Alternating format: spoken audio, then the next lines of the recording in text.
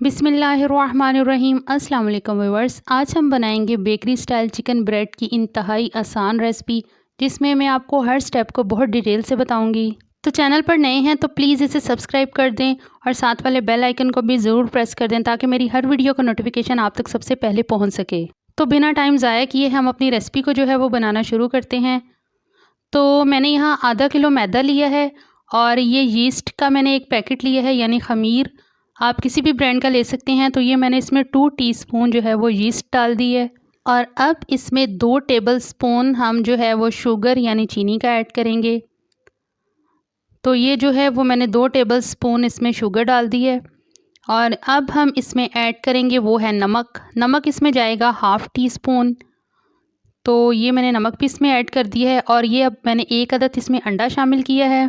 अंडा जो है वो रूम टेम्परेचर का लें, यानी कि फ़्रिज का ठंडा ना लें। अगर फ्रिज का ठंडा है तो इसे आप 1 घंटा पहले निकाल के बाहर रख दें ताकि ये रूम टेम्परेचर पर आ जाए। अब जो है मैंने 1 कप नीम गर्म दूध लिया है और इससे मैंने अपनी डो को जो है वो गूंद लिया है और बाकी की जो डो है वो मैं इसे पानी से, नीम गर्म पानी से जो है वो गूंद रही हूँ।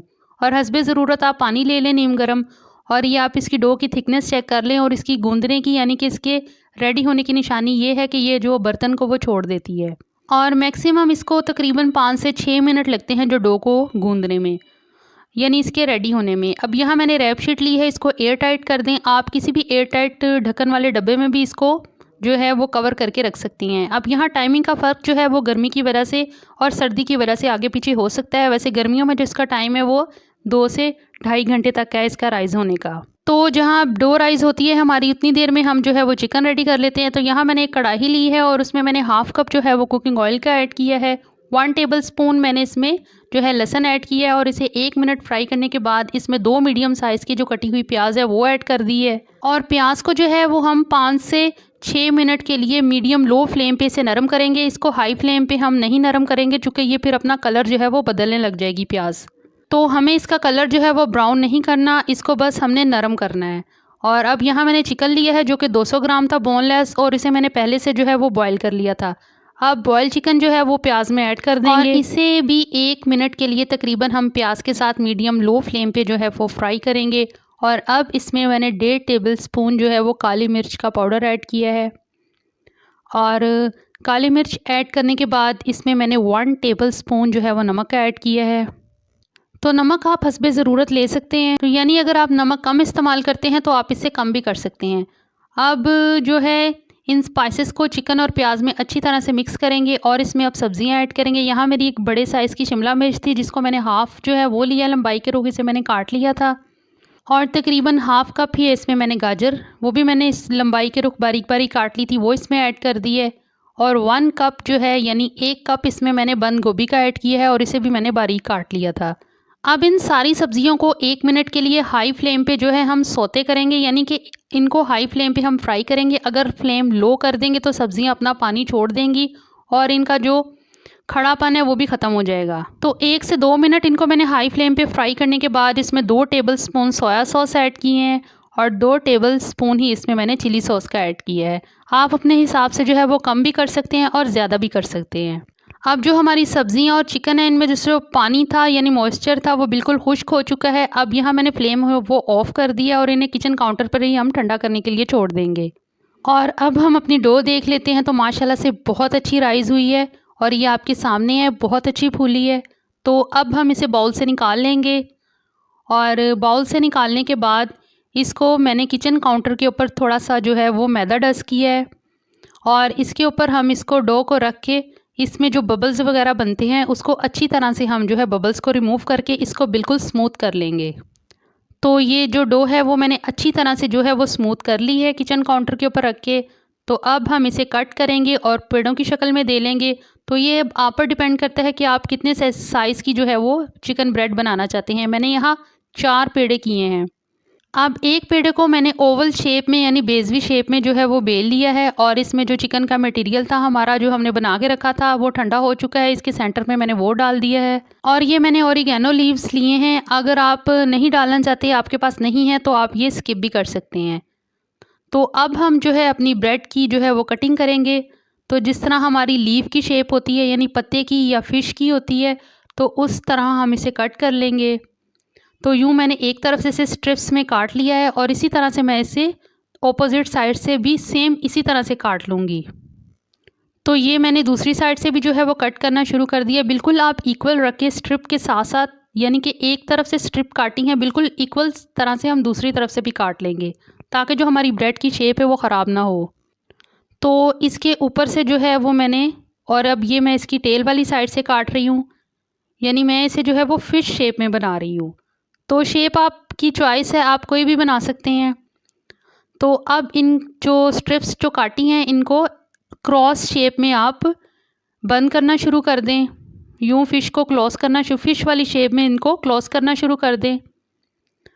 تو ایک طرف سے یوں پکڑیں اور دوسری طرف سے اٹھائیں، اور یہ میں اب اس کے جو ہیڈ والی سائڈ سے جو میں نے اس کا فش کی جو شیپ آتی ہے اوپر سے وہ بنا دی ہے، اور یہ ان کو کراس شیپ میں جو ہے وہ میں بند کر رہی ہوں۔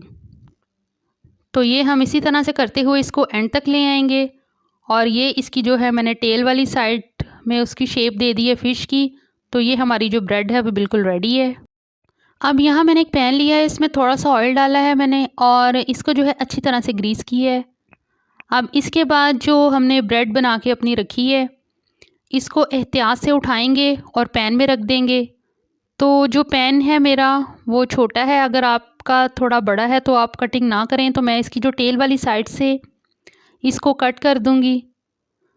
تو یہ میں نے کٹر کے ساتھ جو ہے اس کی کٹنگ کر دی ہے، اور اب اس کو میں سیٹ کر کے جو ہے وہ پین میں ایڈجسٹ کر لوں گی۔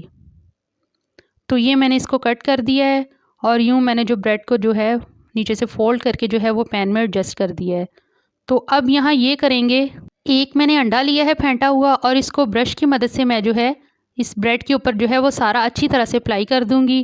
اور اب یہاں میں نے سفید تل لیے ہیں، یہ اس کے اوپر جو ہے وہ ہم سپریڈ کر دیں گے اچھی طرح سے ساری بریڈ کے اوپر۔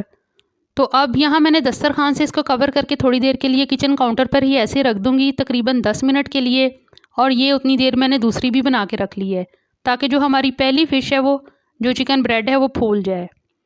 تو اب یہاں جو پتیلا ہے وہ میں نے پہلے سے پری ہیٹ ہونے کے لیے رکھ دیا تھا، سٹینڈ بھی میں نے اس میں لگا دیا ہے۔ اگر آپ کے پاس یہ سٹینڈ نہیں ہے تو آپ پلیٹ بھی اسٹیل کی کوئی بھی جو ہے وہ رکھ سکتے ہیں اس میں۔ تو یہاں جو میں نے پہلی جو فش جو چکن بریڈ بنا کے رکھی تھی وہ میں نے اس میں رکھ دی ہے، اور تقریباً 15 منٹ کا ٹائم ہے اس کے بیک ہونے کا، اور اسے ہم میڈیم فلیم پہ جو ہے وہ بیک کریں گے۔ ٹائمنگ تھوڑی سی آگے پیچھے ہو سکتی ہے، چونکہ گیس کا بھی فرق آ سکتا ہے اور برتن کی موٹائی پر بھی یہ ڈیپینڈ کرتا ہے۔ تو آپ ایک دفعہ اس کو 10 منٹ پر بھی چیک کر سکتے ہیں۔ تو یہ میں نے پورے 15 منٹ بعد اس کا جو ہے وہ ڈھکن ریموو کیا ہے۔ تو ماشاءاللہ سے ہماری بریڈ بہت اچھی بنی ہے، کلر آپ اس کا چیک کر لیں، بالکل بازار والی بنی ہے۔ تو یہ دوسری بھی میں نے اسی طرح سے بیک کر لی ہے سیم۔ اب ہم ان کو جو ہے وہ ڈش آؤٹ کریں گے، اور پین سے جو ہے ہم ان کو ریموو کر دیں گے۔ تو یہ دیکھ لیں، آپ اس کا ویو دیکھ لیں، ماشاءاللہ سے بہت اچھی، بالکل بیکری سٹائل والی، اور بہت اچھی خوشبو آ رہی ہے اس سے۔ تو یہ اب میں اسے نکال لوں گی۔ تو یہ میں نے پہلی جو ہے وہ نکال لی ہے، اور اسی طرح سے جو ہے وہ دوسری وہ بھی میں نے نکال لی ہے۔ تو اب ہم اسے پین سے جو ہے وہ نکال لیتے ہیں۔ تو یہاں یہ میں نے اس کو آرام سے جو ہے یہ بالکل آرام سے نکل آتی ہے، یعنی اس میں کوئی بھی دقت نہیں ہوتی کہ اس کو ہم نکالنے میں۔ تو یہ دوسری بھی میں نے اس میں نکال دی ہے، اور ماشاءاللہ سے ہماری جو بریڈ ہے وہ بہت اچھی بنی ہے، اور آپ خود دیکھ رہے ہیں اس کا ویو۔ تو یہ میں آپ کو اب اس کو جو ہے وہ توڑ کے بھی دکھا سکتی ہوں، بالکل بیکری سٹائل میں۔ تو اگر آپ چاہیں تو اس سٹیج پہ اسے بٹر بھی لگا سکتے ہیں، لیکن مجھے ضرورت نہیں پڑی، چونکہ بریڈ آلریڈی اتنی سافٹ ہے کہ وہ میرے ہاتھوں میں ہی ایسے لگ رہا تھا کہ جیسے ٹوٹ جائے گی، تو بہت ہی سافٹ ہے۔